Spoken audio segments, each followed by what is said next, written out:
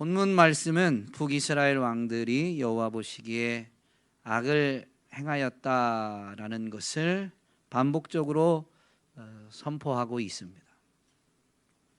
시므리가 왕이 되고 오므리가 왕이 되고 오므리의 아들 아합이 왕이 되었는데, 이 시므리, 오므리 그리고 아합이 다 여호와 보시기에 악을 행하였다라고 본문에선 기록하고 있죠. 이 왕들이 여호와 보시기에 악을 행하였다라는 부분을 살펴봐야 되는데요, 특이점이 좀 있습니다. 그것을 본문을 보면 여러분이 이제 내용은 아실 수 있으니까 세 가지 질문으로 한번 본문의 말씀을 묵상해 보고자 합니다. 먼저는 시므리인데요, 시므리는 7일 동안 왕이 되었습니다. 7일 동안 왕이 되었는데, 그가 오므리에 의해서 이제 왕위에서 내려와야 되고, 그 상황 때문에 왕궁에 불을 지르고 자살을 하는데, 그 이유를 19절에서 보면 이는 이라고 하면서 그가 여호와 보시기에 악을 행하여 범죄하였기 때문이다 라고 기록하며, 그 범죄가 바로 여로보암의 길로 행하며 그가 이스라엘에게 죄를 범하게 한 그 죄 중에 행하였다라고 기록하고 있습니다.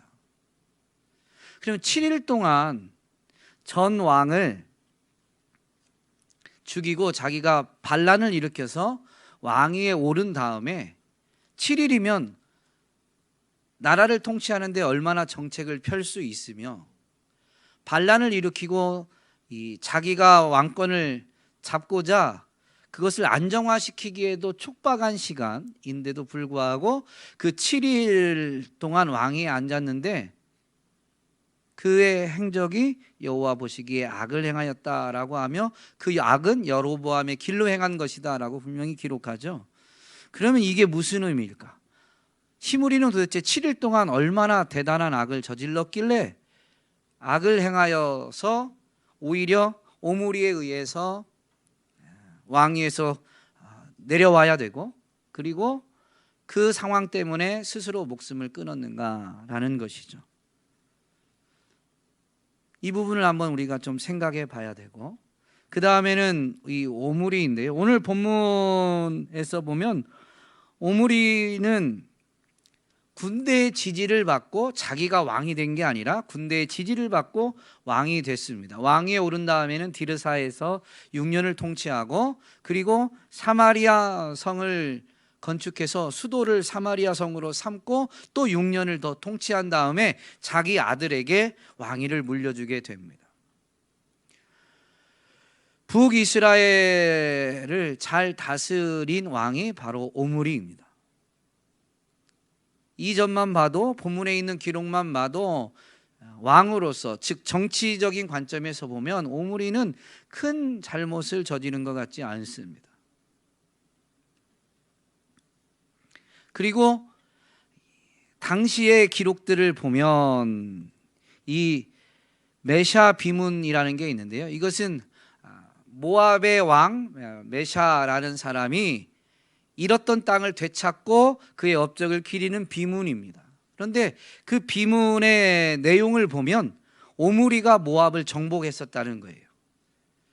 이 모압 왕 메샤가 그 오므리의 아들 아합이 죽은 다음에 잃었던 그 모압의 땅을 되찾아서 그 공적을 기려서 세운 비문인 것이죠.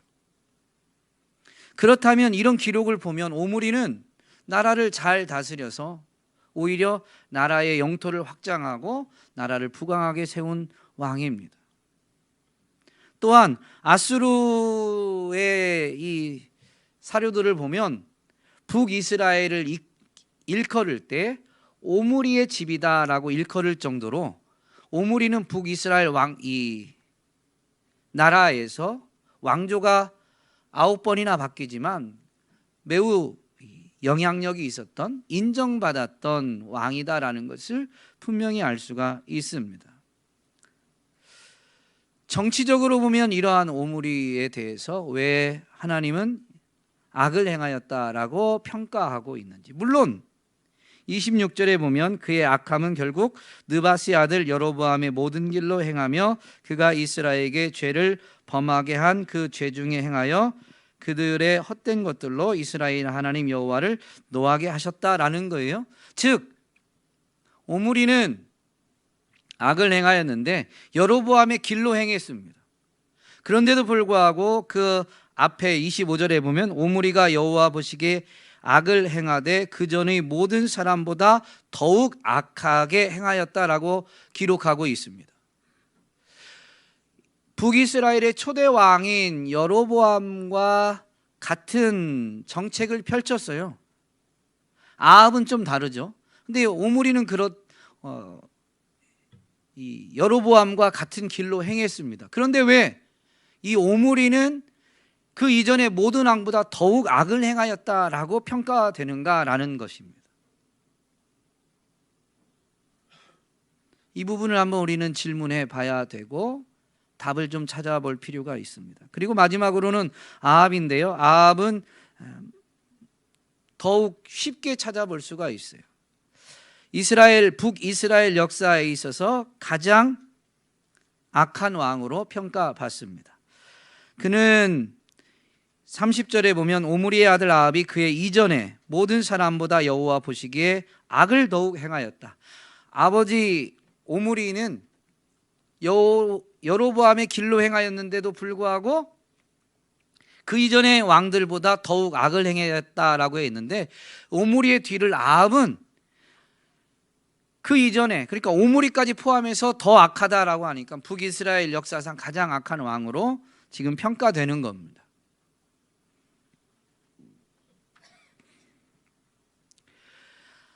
아합의 어떤 점이 북이스라엘 역사상 가장 악한 왕으로 평가되고 있는가라는 것이죠. 여러분 질문의 답을 한번 찾아보시죠. 시므리는 7일 동안 다스렸는데 왜 여호와 보시기에 악하다라고 평가되었는가? 이것은 무슨 의미인가? 여러분 어떻게 생각하세요?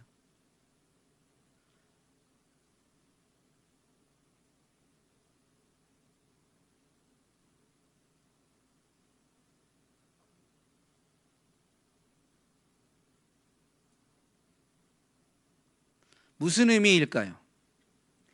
여러분이 한번 생각해 보시면 시므리 입장이라면 반란을 일으켜서 왕위에 오른 다음에 7일 동안 어떤 대단한 정책을 펼쳐서 국민들로 하여금 백성들로 하여금 하나님 보시기에 악한 일을 행하게끔 정책을 펼칠 수 있었을까요?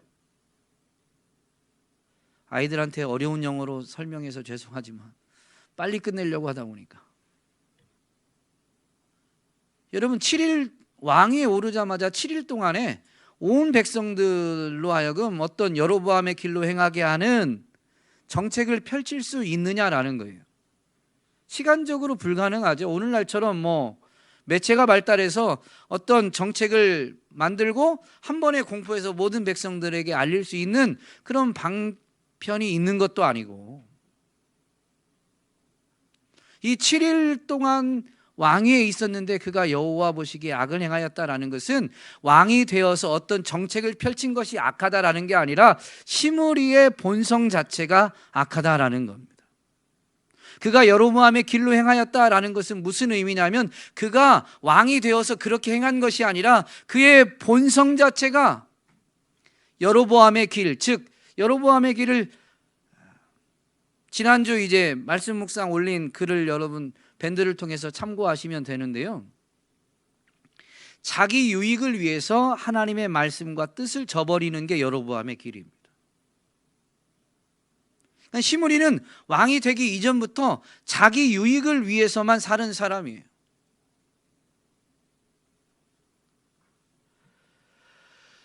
어떤 하나님의 지시도 없었고 또 국민들의 어떤 지지도 없었습니다. 그런데 전 왕을 살해하고 자기가 왕위에 오른 거죠. 그런 그가 본성 자체가 자기 유익을 위해서 산 사람이라면 이 모반한 것 자체가 개인의 욕심에 의한 겁니다. 7일 동안 왕위에 올랐는데 여호와 보시기에 악하다라는 이 평가는 바로 이런 의미입니다.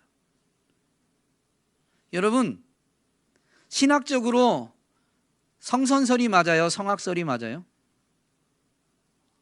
성악설이 맞죠? 그래서 성경의 관점은 뭐냐면 죄를 지어서 죄인이 아니라 죄인이기 때문에 죄를 짓는다라는 게 성경의 관점입니다. 시므리가 그런 거예요. 여러분, 시므리를 바라보면서 오늘 우리는 우리 자신을 분명히 바라볼 수 있어야 돼요. 우리가 그리스도의 은혜로 대속을 받아서 의롭다라고 인정받게 되었지만 그것은 은혜로 의롭다라고 인정받게 된 것이지 우리가 의인으로 완전히 새로워진 게 아닙니다. 그래서 가난한 심정으로 예수 그리스도의 대속의 은혜를 받아들인 다음에 찾아오는 것은 하나님 나라에 거하게 되었지만 심령이 가난한 자는 복이 있나니 천국이 그들의 것입니다. 심령이 가난함으로 인해서 그리스도를 믿고 영접하고 하나님 나라를 얻게 되었지만 하나님 나라 안에 거하게 되었지만 그 사람의 이어지는 삶의 자세는 뭐냐면 애통하는 거예요. 나 이제 의인이니까 라고 하면서 권리를 내세우고 주장하는 게 아니라 하나님 나라 백성이 되었는데 나는 하나님 나라에 합당하게 살지 못하는 거죠. 하나님 나라의 규율을 전혀 따르지 못하는 거예요. 나는 이 하나님 나라에 합당한 자가 아닌데 하나님 나라에 들어오게 되었습니다. 은혜로. 그래서 이제는 그분 뜻에 맞게 좀 살아보려고 하는데 이게 안 되니까 애통하는 거예요. 이게 산상수훈을 통해서 예수님이 가르쳐 주신 것이죠. 오늘 우리는 이 관점을, 이 자세를 잃어버리면 안 됩니다. 우리의 본성은 그분이 용서해 주시지 않으면, 그분이 새롭게 하시지 않으면, 그분이 은혜를 베풀어 주시지 않으면 선한 게 하나도 없어요. 아멘 하시기 좀 불편하죠. 내가 나름 착하게 살고 그래도 회사에 가면 동료들한테, 직장에 가면 동료들한테 아이고 어쩜 그렇게 참 착하게 사세요, 요즘 같은 세상에. 그런 칭찬을 들어도 많이 들으실 텐데 주의 말씀 앞에서 선한 것이 하나도 없다라는 말씀을 들으려면 불편할 수도 있지만 그러나 영적인 관점에서 보면 불변의 진리입니다. 시므리는 바로 이것을 우리에게 보여주고 있는 것이죠. 그렇다면 오므리는 정치적으로 보면 이렇게 탁월한 왕이었는데 신앙적으로 보면 물론 여로보암의 길로 행하긴 했지만 도대체 어떤 면 때문에 북이스라엘의 왕들은 다 여로보암의 길로 행했거든요. 신앙적인 측면에서 보면 똑같은데 왜 오므리는 무엇 때문에 이전의 왕보다 더 여호와 보시기에 악하게 행하였다라는 평가를 받게 되었을까요? 오늘 본문에서 찾으셔야 돼요. 본문에 나와 있는 사건은 많지 않습니다. 무엇 때문일까요?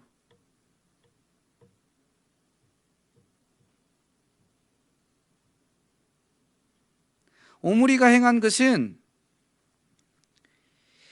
이 세멜에게서 2달란트를 주고 사마리아라는 산을 산 다음에 그 산에다가 성읍을 건축하고 북이스라엘의 수도로 삼았습니다. 그리고 그 이름을 사마리아라고 지은 거예요.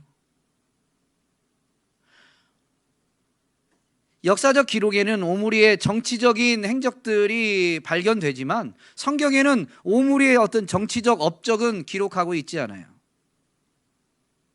그런데 오늘 본문에서 보면 오므리의 행적을 기록하는 것은 이 사마리아 산을 사가지고 거기다 성읍을 건축하고 그 성읍을 수도로 삼은 것밖에 없습니다. 그리고 다른 측면은 즉 여로보암의 길로 행한 것은 이전의 왕과 차이가 없어요. 그런데도 여호와 보시기에 이전의 왕보다 더 악하다라고 한다면 여로보암의 길로 행한 건 같으니까 이 사마리아 산을 사가지고 거기에다 성읍을 건축하고 수도로 삼은 게 여호와 보시기에 악한 거예요. 그래서 여로보암의 길로 행하는 악 위에 사마리아 산을 사가지고 성읍을 건축하고 수도로 삼은 악을 더해서 이전의 왕보다 더 악을 행하였다라는 평가를 받는 겁니다. 그러면 여러분, 왜 사마리아 산을 세멜에게서 2달란트를 주고 산 것이 악일까요? 이렇게 생각을 하셔야 돼요. 왜 그럴까요?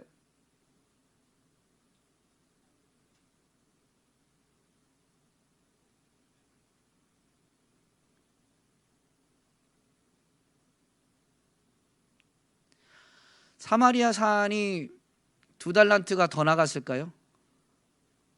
왕의 직위를 가지고 야, 2달란트만 봐도 뭐 이런 좀 무례배 같이 거래했을까요? 그건 아니에요. 요즘도 산은 일반 농경지보다도 싸죠. 고대 사회엔 더합니다. 왜냐하면 이 땅을 개간할 수 있는 장비가 오늘날처럼 발달하지 않았기 때문에 산은 이 농경지보다 훨씬 더 저렴하죠.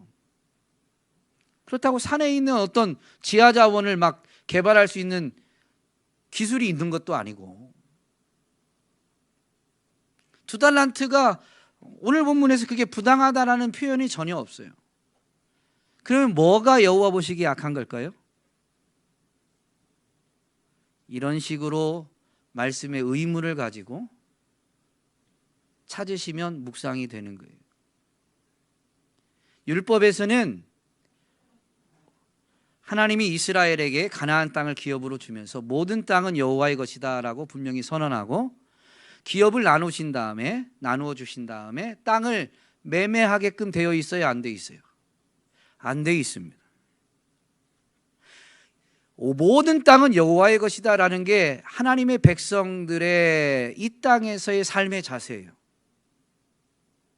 그런데 오므리는 사마리아 산을 물론 정당한 값을 주고 샀다라고 말하지만 어쨌든 그는 신앙적인 측면에서, 영적인 관점에서 보면 모든 땅은 여호와의 것이다 라는 것을 인정하지 않고 있는 거고, 그래서 땅을 값을 주고, 뭐 부당한 값은 아니더라도 값을 주고 사서 이제 거기에 성읍을 세우고 여기에 왕조를 영원히 세우고자 하는 것 자체가 여호와를 인정하지 않은 것이기 때문에, 여호와의 주권을 따르지 않는 것이기 때문에, 즉 율법을 거절한 거예요. 율법을 불순종한 거예요. 그것이 악입니다. 여러분, 우리는 이 영적인 관점을 잊어버리면 안 돼요. 우리는 세속적인 관점으로 정당한 값을 줬으니까 괜찮지, 그게 아닙니다.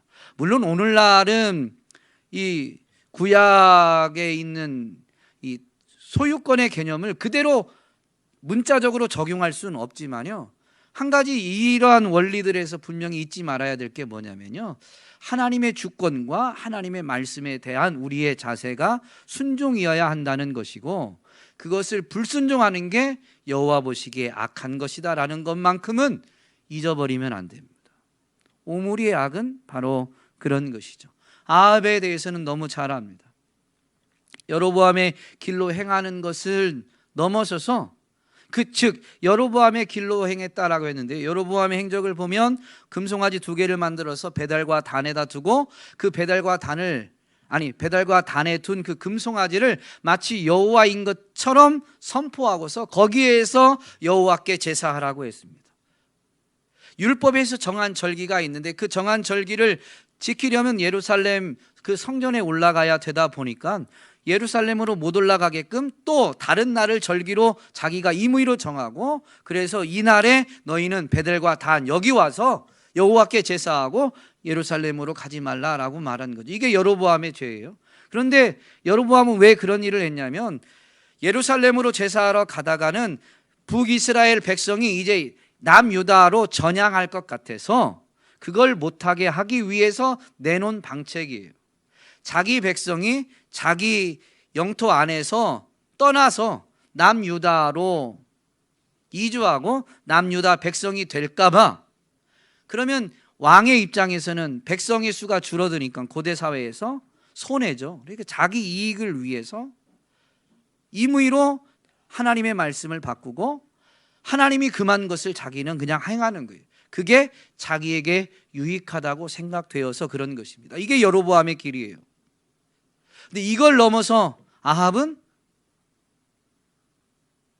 아예 우리에게 유익을 가져다 주는 하나님 말고 하나님을 우상을 만들어 놓고 하나님이라고 하는 것도 큰 죄인데, 하나님이 우리에게 은혜와 복을, 유익을 가져다 주는 게 아니라 우리에게 정말로 물질적인 복을 가져다 주는 것은 하나님이 아닌 바알이다라고 말하고 있는 겁니다. 그래서 아예 사마리아 성읍에다가 바알의 신전을 짓고 바알의 상을 만들어 놓고 하나님이 아닌 바알을 숭배하게 되는 거죠. 하나님을 잘못 섬기는 것도 죄지만 하나님이 아닌 다른 것을 하나님으로 아예 인정하는 것도 죄입니다. 아합은 바로 그런 죄를 저지른 것이죠. 오늘 우리는 하나님을 믿는다고 하지만 하나님을 잘못 믿고 있지는 않은지를 돌아봐야 되고, 또 하나는 하나님이 우리를 지키시고 보호하신다라는 것을 믿는다고 말은 하지만 실상은 아합처럼 하나님이 아닌 다른 것을 의지하고 있지는 않은지를 분명히 점검할 수 있어야 됩니다. 그렇게 할 수 있는 가장 기본적인 방법이 뭐냐면 하나님의 말씀을 경외하는 겁니다. 그래서 사람의 말이 아닌, 목사의 설교든 성경을 대면하든 문자로 아니고 정말로 하나님의 말씀으로, 오늘 내게 주시는 말씀으로 받을 수 있어야 되는 것이죠. 그러면 말씀에 비추어 우리의 탐심을, 우리의 연약함을 분명히 발견하게 되고, 우리의 실상을 발견하게 되면 말씀이 선포하는 그 전능하신 하나님 앞에 무릎 꿇지 않을 수가 없어요. 그분을 의지하지 않을 수가 없어요. 우리의 한계, 우리의 비참함이 인정되어지고 하나님의 하나님 되어심이 인정되어지면 그 다음에 신앙은 당연히 정립이 되는 거예요. 우리는 비참한 연약한 존재고 하나님은 무음한 완전 무결한 전능하신 분이다라고 하면, 여러분, 비참한 존재가 전능한 그분을 의지하는 것, 그분을 찾는 것, 그분께 도움을 요청하는 것은 당연한 거예요. 무언가에 대해서 지식이 없는 사람이 그 분야의 전문가에게 지혜식을 구하고 도움을 요청하는 게 당연한 것과 같습니다. 땅에서도 이러한데 이 영적인 차원에서는 더욱 그러하지 않겠습니까? 오늘 저와 여러분이 여호와의 말씀에 귀를 기울일 수 있기를, 경외함으로 그분의 말씀을 받을 수 있게 되기를 주님의 이름으로 축복합니다. 그래서 신명기 17장에서는 왕에게 요구되는 첫 번째 조건이 뭐냐면 율법을 필사해서 머리맡에 두라는 거예요. 이게 왕이 취해야 될 첫 번째 자세입니다. 오늘 저와 여러분이, 오늘날은 여러분 얼마나 감사해요. 필사해서 두실 필요 없어요. 한 2만 원, 3만 원, 좀 비싼 거는 한 10만 원 주면 좋은 성경들이, 기록된 말씀이 얼마나 많은지 모릅니다. 네. 핸드폰을 저는 예배 시간에는 안 들고 오는데, 여러분 디지털 장비에서는 2,000원, 4,000원만 주면, 무료도 많지만 2,000원, 4,000원만 주면 유료 앱으로 성경을 다양한 번역본으로 쉽게 볼 수가 있어요. 얼마나 좋아요. 핸드폰을 영상 보는데 가까이 두지 마시고 말씀을 읽는데 가까이 하실 수 있기를 주님의 이름으로 축복합니다. 우리 자녀들 때문에 잔소리 한마디 더 하겠습니다. 인스타 브레인이라는 책을 꼭 읽어보시고 부모님과 함께 읽어보시고, 정말로 세상 가운데에서도 인정받고 하나님 앞에 크게 쓰임받고 싶으신 분들은, 우리 자녀들 중에 세상에서 성공하고 하나님께도 귀히 쓰임받기를 원하시는 분들이라면 여러분 핸드폰을 멀리 하십시오. 선생님만 아멘 하시래. 다시 한번 핸드폰을 멀리 하십시오. 핸드폰이 주는 유익이 없는 건 아닙니다만은 힘을 기르지 않으면 핸드폰이 주는 유익보다 핸드폰이 가져다 주는 폐해에 훨씬 더 영향을 받게 됩니다. 극단적으로 그 책의 이야기를 한마디로 말하면 여러분의 뇌가, 특별히 여러분의 전두엽이 망가지게 됩니다. 그렇게 하시고 핸드폰을 멀리 하시기 바랍니다. 부모님만 아멘하지 마시고 자녀들, 여러분 핸드폰을 멀리 하시기 바랍니다. 여기서 핸드폰은 핸드폰 자체만이 아니라 제가 지금 가지고 있는 이런 패드 종류까지 포함한 모든 디지털 장비를 의미하는 겁니다. 여러분 힘이 길러질 때까지 멀리 하시기 바랍니다.